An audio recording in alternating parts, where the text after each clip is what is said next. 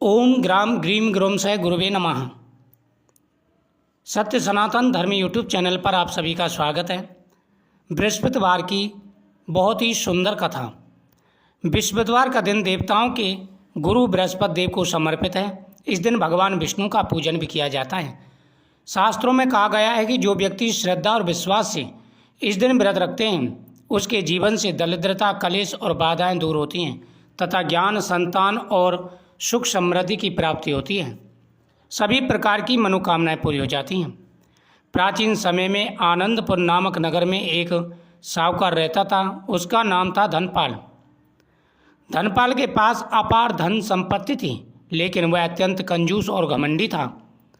उसकी पत्नी ललिता धर्मपरायण और दयालु स्वभाव की थी।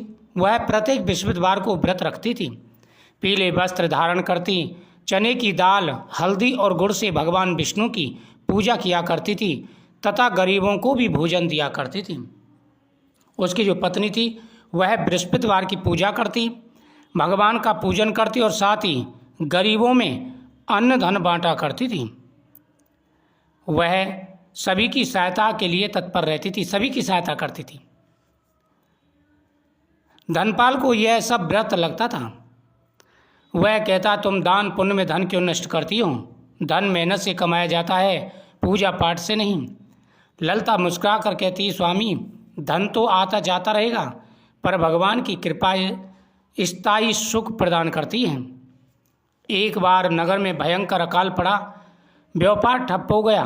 धनपाल का सारा धन धीरे धीरे समाप्त होने लगा।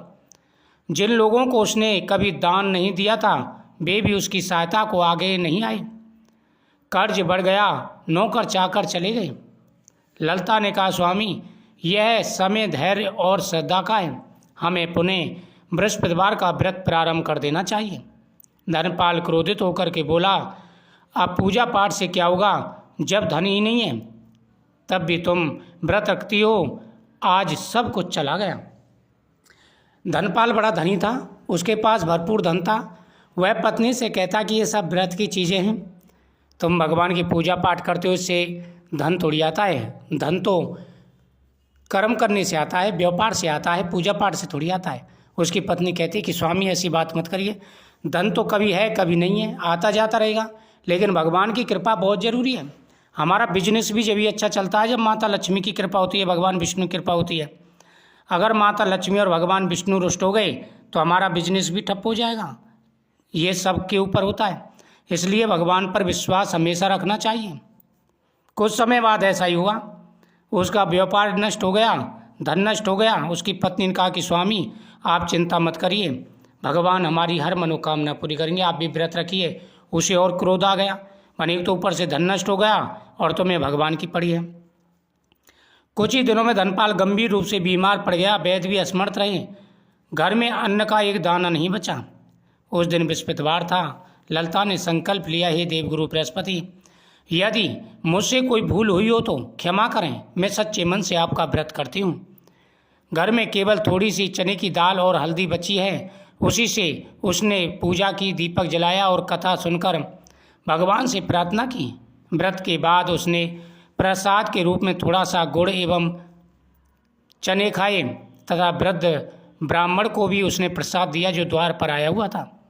वह वृद्ध ब्राह्मण कोई और नहीं, वह स्वयं बृहस्पति देवता थे। वास्तव में वे स्वयं देवगुरु बृहस्पति थे जो ललिता की परीक्षा लेने के लिए आए थे। रात में धनपाल को स्वप्न में वही वृद्ध दिखाई दिए। उन्होंने कहा, धनपाल, धन का घमंड मनुष्य को अंधा बना देता है। तुम्हारी पत्नी की श्रद्धा ने तुम्हें बचा लिया, अब से दान पुण्य और धर्म का मार्ग अपनाओ। सुबह होते ही धनपाल का ज्वर उतर गया। उसी दिन एक पुराना व्यापारी उसका कर्ज चुकाने आया। धीरे धीरे व्यापार में फिर से वृद्धि होने लगी। कुछ ही महीने में घर में फिर से समृद्धि आ गई, लेकिन इस बार धनपाल का स्वभाव बदल चुका था। वह प्रत्येक बृहस्पतिवार को पत्नी के साथ व्रत रखता, पीले वस्त्र पहनता, कथा सुनता और गरीबों को अन्नदान देना उसने प्रारंभ कर दिया। अब उसका हृदय परिवर्तन हो गया। धन से अधिक मूल्यवान श्रद्धा और विनम्रता है। बृहस्पतिवार का व्रत सच्चे मन से करने से सभी संकट दूर हो जाते हैं। घमंड पतन का कारण है और विश्वास उन्नति का मार्ग है। इसलिए कभी भी घमंड नहीं करना चाहिए। ओम बृहस्पति नमः।